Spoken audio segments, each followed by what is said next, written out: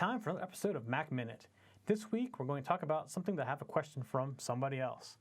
They've asked me about how to use disk utility, or what does it do. They see it in there and they're not quite sure. And I want to just walk through a little bit. I will say that this utility can be dangerous. It can be very dangerous. You can lose lots of data using this tool, but also is very helpful, especially when you use new hard drives. So the way you get to disk utility is you go to your applications and you go down to utilities. Inside utilities, here it is right here, disk utility. It's a disk with a stethoscope on it. So we click on that. And when it comes up, you're going to see I really only have one drive right now, and that's my hard drive. And when you click on the hard drive, you can see I can give it first aid, which I've never really had to do before, so I can't tell you how to use this.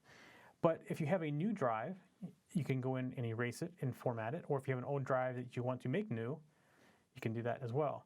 If you have a RAID set up in your Mac Pro, this is also a way you can come in and do your RAID. And you can also do restore. So the most common use for this is people get a thumb drive that's formatted in a Windows format. So they stick the thumb drive in here. They basically go through the erase process. And when you go through the erase process, which I'm not going to do, by the way, you are optioned to choose what format you want. And the default is Mac OS journaled, which is probably what you want. Now, if the thumb drive is going to be used for things other than the Mac, you do not want that. You probably either want FAT or FAT extended. The problem with a FAT file system is it's limited in size, and the file size is very limited. The FAT extended gets past that problem. Now, the Mac can read Windows drives, like NTFS drives, but it cannot write to them. So there is a problem if you're trying to share data between Windows and a Mac. So it's important to remember that if you are trying to do that, you want to choose like extended FAT or FAT extended. I can't remember what order that is. But that can all be configured in here. So when you stick the thumb drive in, you're going to see it show up. You click on it, go to erase, change the format to what you want it to be, give it a name, click the erase button right here, and in a couple seconds, you're going to have a functioning thumb drive. And that works for any external drive or any new drives you stick into your machine as well. That's how you use disk utility. But because it does do the erase, you can see right here, I could fairly easily, with the right permissions, erase my drive by accident. Now, I'm logged in as not an administrator user, so I cannot erase the main drive. But had I been logged in as me instead of the show user, I would be able to click on the erase button, and in a couple seconds, my drive would be gone. So it can be a very dangerous thing. So that's basically what disk utility does. And there's a few other things in here you can do as far as burning CDs and stuff like that, and we'll show that in a future episode.